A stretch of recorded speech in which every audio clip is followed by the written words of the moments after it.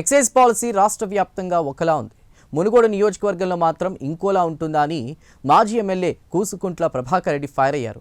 అనంతరం తాను ఎమ్మెల్యేగా ఉన్నప్పుడు శంకుస్థాపనలు చేసిన నిర్మాణాలను సందర్శించారు. చాలా వరకు నిర్మాణాలు ఇంకా పూర్తి కాలేదని మండిపడ్డారు.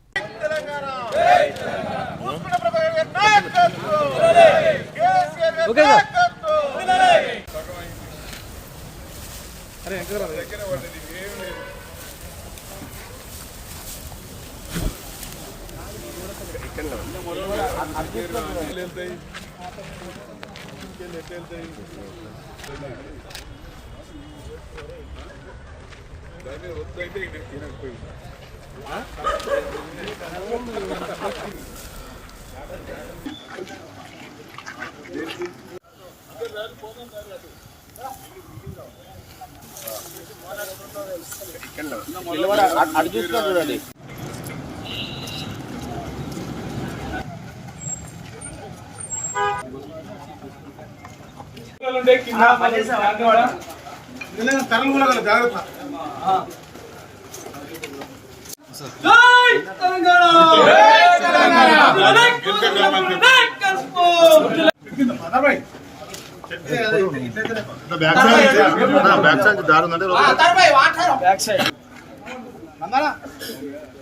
$200 కోట్లు అన్నాడు కదా, ఏం తెచ్చినావు?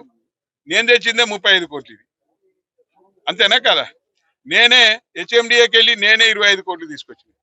అదేవిధంగా మున్సిపాలిటీకి టఫ్ కింద నేనే 30 కోట్లు తీసుకొచ్చిన. ఇక నువ్వు తెచ్చింది ఏంది? నువ్వే కొత్తగా తెచ్చింది ఏంది? పొద్దున లేస్తే అబద్ధాలే. ఈ అబద్ధాలకు ఆయనకు నిజంగా అవార్డు ఇవ్వాలి, పద్మశ్రీనో లేకపోతే ఇంకేదో పెద్ద అవార్డు ఇవ్వాలి. ఇప్పటికీ ఈ మున్సిపాలిటీలో 10 కోట్ల నిధులు అక్కడగానే ఇది మురిగిపోతా ఉన్నాయి. ఆ పనులను చేయించలేకపోతున్నావు. ఇలా దున్నపోతుకు మేతేసి బర్రెన పాలు ఇంత రావు.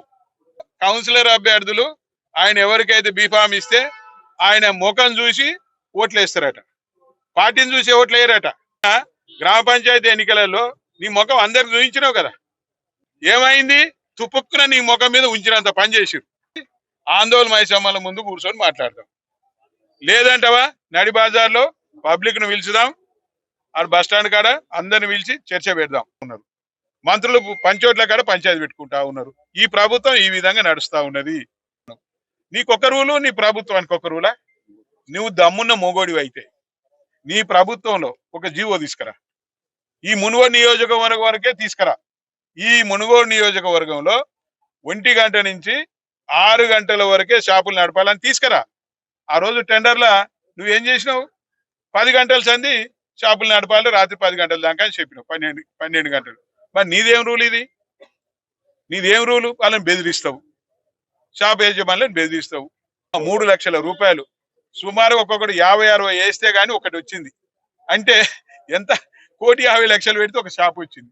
అసొంటి బెదిరించాయి, నడిపితే నడుపు, లేకపోతే లేదు, ఒక 60,000 ఇస్తా పో, తీసుకొని పో అని అహంకారం. ఇవాళ ఈ మునుగోడును ఒక రాష్ట్రంగా చూస్తుండ ఆయన. మునుగోడు నియోజకవర్గం ఇది తెలంగాణలో ఉందని అనుకుంటలేడు. ఇది ఒక రాష్ట్రం. ఈ రాష్ట్రానికి ఆయన ఒక పెద్ద రాజు. ఆ రాజు కింద వీళ్ళంతా పతానులు, వీళ్ళంతా సేవకులు, బంట్రోతులు అని ఆలోచిస్తా ఉన్నారు.